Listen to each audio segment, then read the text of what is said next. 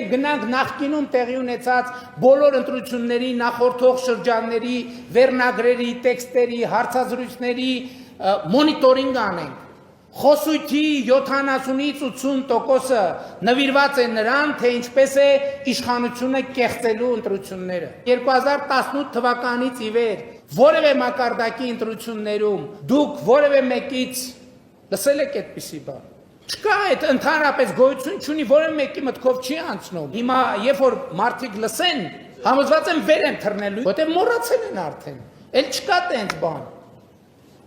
Ու լավ է որ մոռացել են։ Բայց այս ընտրություններում որոշ դեմքեր տեսնելով նրանք պետք է հիշեն դա եւ հիշողությունը պետք է արտահայտվի քվեարկությամբ։ Եվ ժողովուրդը պետք է որոշի ինչքանով է ինքը պատրաստ իր ազատությունը